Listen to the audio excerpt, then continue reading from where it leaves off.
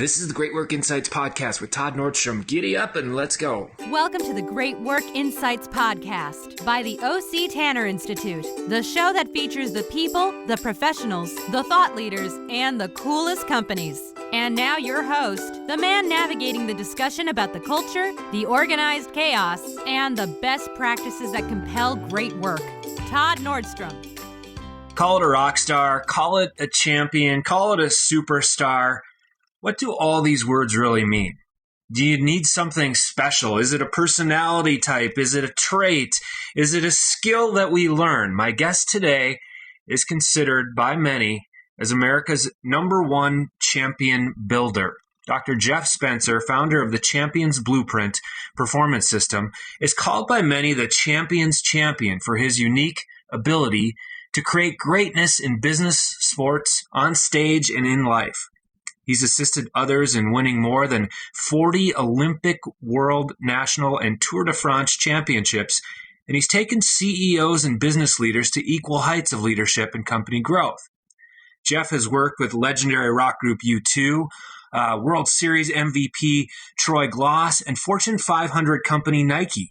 New York Times bestselling author Steven Kotler, author of Abundance and the Rise of Superman, said about Jeff, he said, "So rarely have I put a plan into action and gotten such immediate and great results. Your guidance has proven invaluable."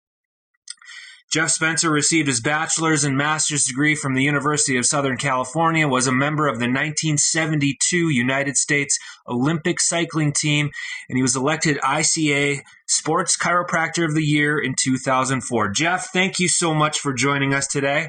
Well, what a pleasure. Thank you, Todd, and I can't wait for the conversation. Now, you've told me this before, you have a very specific definition of the word champion. Explain that to me. Well, I call it really the champion within the context of the Champion's Blueprint really is about being an honorable champion. And what I mean by that is that you're at a point where you've really mastered your craft, both technically and personally, and are consistently performing at a very high level, consistent with your expectations. And the outcome and the fruits of your labor make a positive contribution to humanity and society, and they also enable you to live a life of passion, purpose, productivity, and prosperity. That's interesting. Now, most of your early career, obviously, was focused on athletics. And I think a lot of times when people say they're a champion or they're a rock star, we tend to think that there are certain physical traits, especially in athletics. How much of this being a champion is actually based on genetics, things we don't control? Well, I think, genetics lend itself to a certain skill set for sure. Mm-hmm. And, we need to find the skill that we're best at. But really, at the end of the day, for example, my dad, who was an artistic genius in terms of industrial design, and he died homeless on the streets of New York City, and he was a legitimate genius. So again, will and talent and genetics aren't really the ultimate requirements for success. What my dad didn't have and everybody else does need is a structure that allows them to be able to craft their talents into a usable life asset that then becomes their life productivity platform. Okay, so for our listeners, which, most of my audience today are business professionals, and they're probably wondering how does all this translate into, career goals or personal goals? What is the Champion's Blueprint? How is it translatable? Well, 100%, because champion is really a presence of being, and it's a state of body and life response is what it is. Mm-hmm. And one of my important discoveries is that when my parents got divorced, and the last time I saw my dad when I was 13, the silver lining to that very dark cloud is that I had amazing mentors come into my life at the right time, and they shared with me their secrets on how they became iconic. And they were non-denominational. They came from business, they came from sports, they came from stage, they came from life. And one of the things that was really obvious to me is that what made the difference between them and the others is that they knew something about life that the others didn't. Mm-hmm. And those things that they knew, that it was really about a structure and an application of very specific principles and strategies at very specific times that were more about them as a person than the technical side of their discipline. And I see that there are boardrooms and locker rooms around the world that are littered with the carcasses of people who have got a lot of will and talent to go absolutely nowhere. So really the technical discipline in terms of being in business or sports, those are things that people have a natural tendency towards. And you can always develop those skills with other levels of specific mentorship. But the thing that really makes a difference is us as individuals and how it is that we can anticipate life and how we step into life's opportunities and how we avoid life's potholes. Huh. Now, obviously, you've had an opportunity to work with, by no stretch of the imagination, these are world's champions. Like the band U2, for example, these are guys that win over and over and over again, whether they're on stage or all the athletes you've worked with and business professionals. It makes me wonder, can you spot champions? I mean, when you meet people, are you thinking this person's a champion or that person's not? Well, that's a great question. The first thing I do with anybody when I hear them talk is I locate them on the champion's blueprint. There are 8 steps on the blueprint. Mm-hmm. And if I can name exactly where they are, something about them, then I know the level at which they need to perform, and I know the skills that they need to be able to perform at that level. Saying isn't consistent with the ability to perform at that level, then I know that they're probably not going to be able to get to where they want to go because, again, success at any level is never an accident. It's a very deliberate outcome of very specific actions consistently applied. And the mantra, if I want it bad enough, it's going to happen. I mean, a great idea, but that doesn't really prove itself to be the case. So I can tell literally within 5 minutes whether a person has what it takes or not for where they're performing. And then I can certainly adapt where they are to find a suitable starting point to be able to catch them up to where they need to be. Again, that's just a location issue in the application of the Champions Blueprint itself. So could you give us an example of maybe something that a person has or doesn't have that immediately you pick up and go, this is what's blocking them from becoming a champion? Yeah, exactly right. Well, a perfect example of that is that if you have a blind ambition just to get to the top of your game, but you don't have any legacy consideration attached to that. A perfect example of that is like Lance Armstrong. And I know Lance because I spent some time with him. And it's like all he wanted to do was get to the top at all costs. And you can see what that cost him. He got there, but what was the cost of that? And, had he had a legacy statement that would have served as like a lens by which every action has to be filtered through to maintain a level of integrity, then he may not have found himself in the position that he was in. So that's the thing that I find quite often is that just to get to the top, that doesn't mean that you're a champion. If you get to the top by unethical means, or you get to the top and you blow a bunch of people down, and there's just an endless sequence of missed appointments and broken promises and overriding of general courtesies that people extend to each other, you can't consider yourself a champion because you don't fit the definition. So, sure. There are things that you can spot along the road that clearly indicate what has to be done for a person to be able to complete the process to live a life as a champion. It's interesting, though. But maybe I'm playing devil's advocate here. But don't you have to have that desire to get to the top in order to become a champion? Or because I know people that are just happy where they are, and that's A-okay, and they don't want to go any further. Well, I think that that's okay too, because if that's their vision, then they become their own champions by living the expectation of themselves that they create. Yeah. But to get to the top at all costs. Sure. I don't really, history doesn't tell us that brings merit, and that's not honorable. There's a lot of business people to get to the top, but what happens to the relationship and their health in the process of that? It's not uncommon to spend 20 or 30 years getting to the top of your game than to have a very nasty divorce or to have some health crisis from deferred health management. So again, part of being a champion is being able to have forward-looking vision where you can actually look around the corner and know what's coming so that you can avoid the pothole and capitalize on the opportunities. And that's really what my program, the Champion Blueprint, is all about, is that if I can locate where someone is and where they're performing in each of the 8 steps, then we know what's coming. So we're not taken by surprise by anything.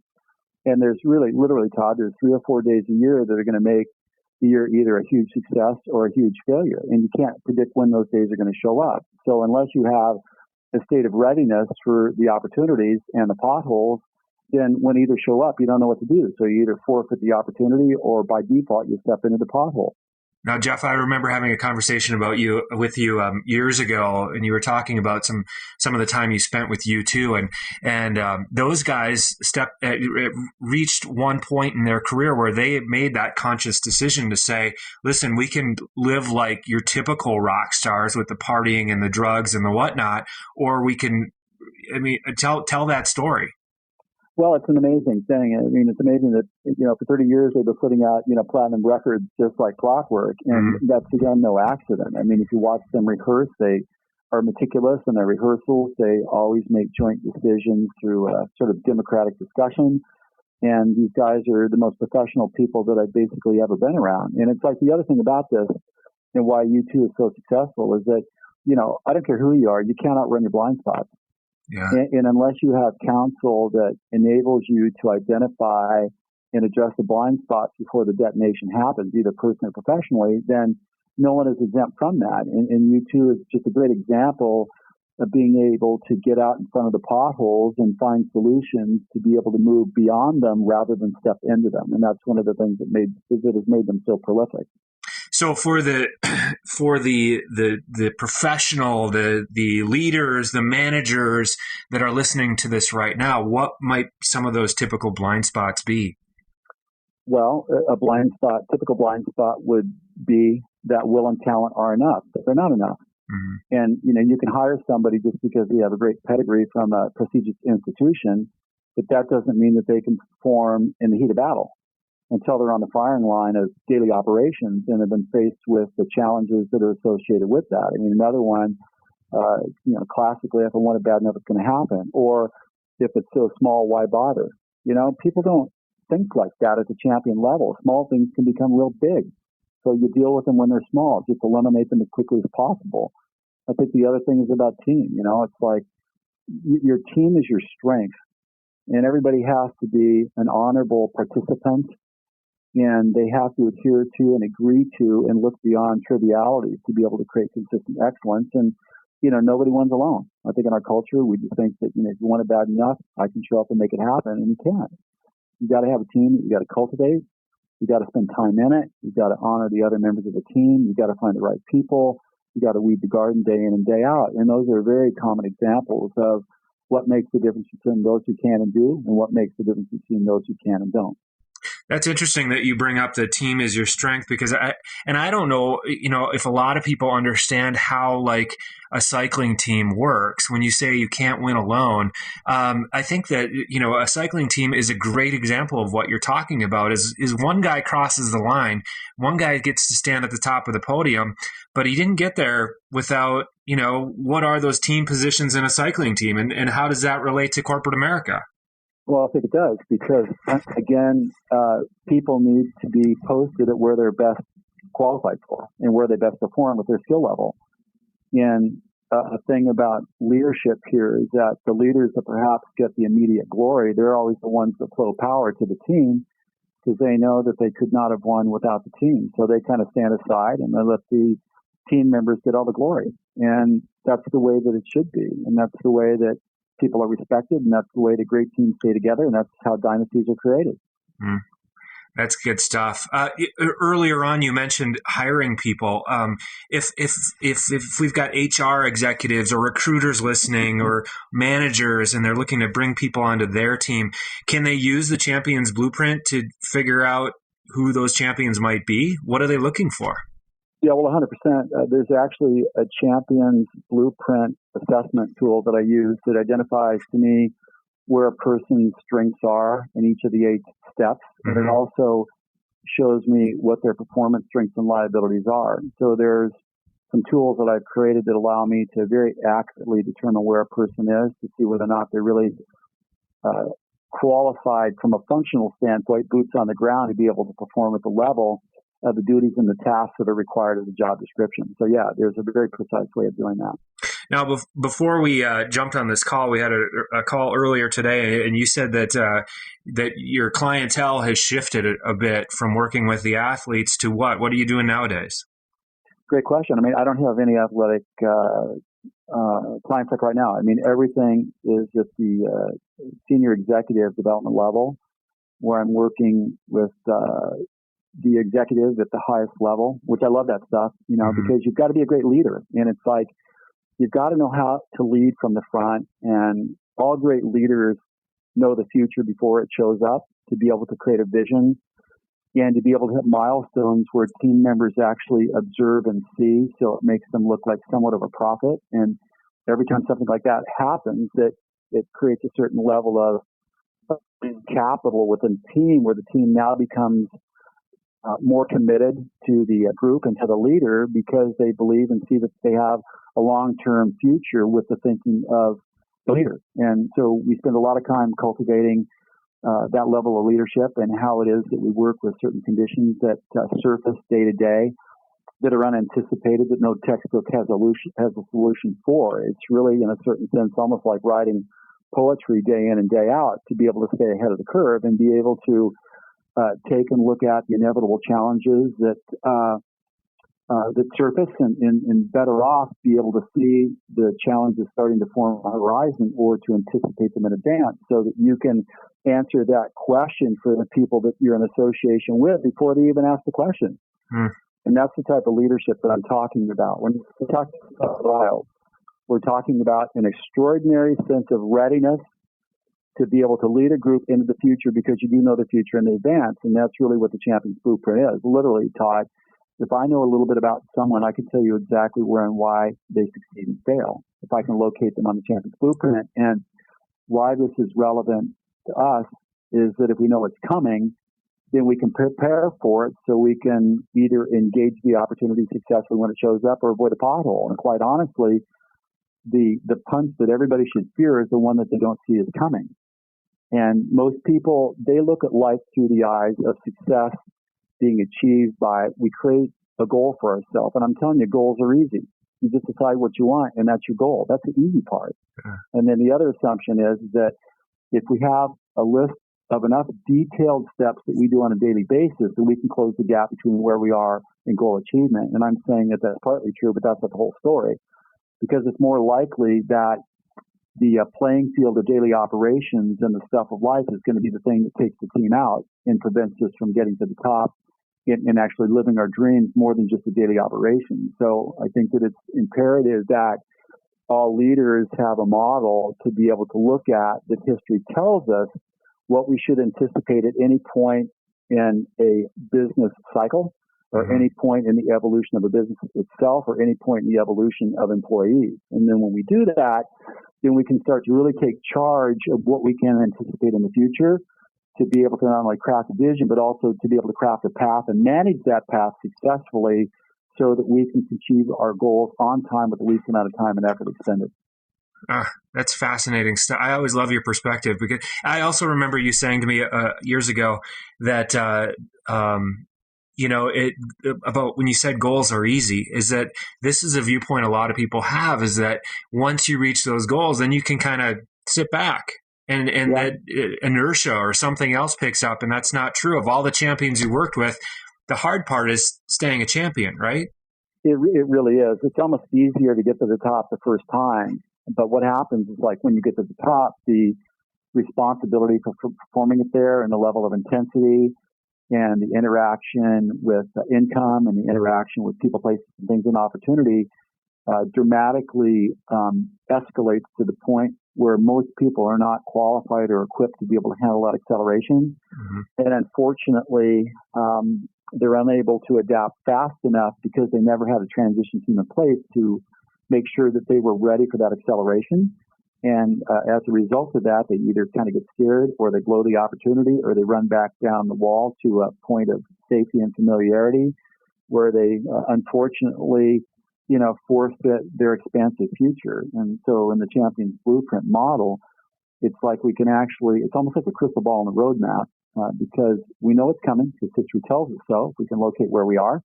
And it also gives us the action steps that have to happen to be able to carry momentum through turbulence, and also to carry momentum during escalating periods of incredible success acceleration.